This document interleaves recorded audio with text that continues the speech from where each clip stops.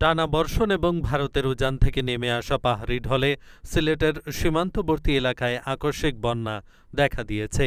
এতে লাখ লাখ মানুষ পানিবন্দী হয়ে পড়েছে। অসহায় বানভাসী মানুষদের উদ্ধার তৎপরতা ও খাবার বিতরণ সহ বিভিন্ন মানবিক কাজে এগিয়ে এসেছে বর্ডার গার্ড বাংলাদেশ।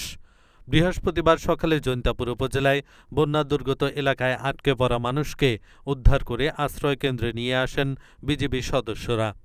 এছাড়া বেশ কয়েকটি এলাকায় বেড়িবাঁধ রক্ষা করতে স্থানীয়দের সঙ্গে নিয়ে কাজ করেন তারা। এ সময় বন্যার্তদের মাঝে রান্না করা খাবারও বিতরণ করেন বিজিবি সদস্যরা। BGB Sylhet sector commander colonel Mohammad Saiful Islam Chowdhury বলেন, টানা বৃষ্টি ও পাহাড়ি ঢলে সৃষ্ট বন্যায় পানিবন্দী ২ শতাধিক মানুষকে উদ্ধার করা হয়েছে।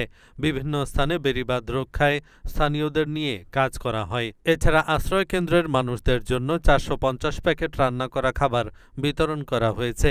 এ সময় উপস্থিত ছিলেন জকিগঞ্জ ব্যাটালিয়নের অধিনায়ক লেফটেন্যান্ট কর্নেল খন্দকার মোহাম্মদ আসাদুন্নবী ও সিলেট ব্যাটালিয়নের অধিনায়ক লেফটেন্যান্ট কর্নেল মোহাম্মদ মুনতাসির মামুন।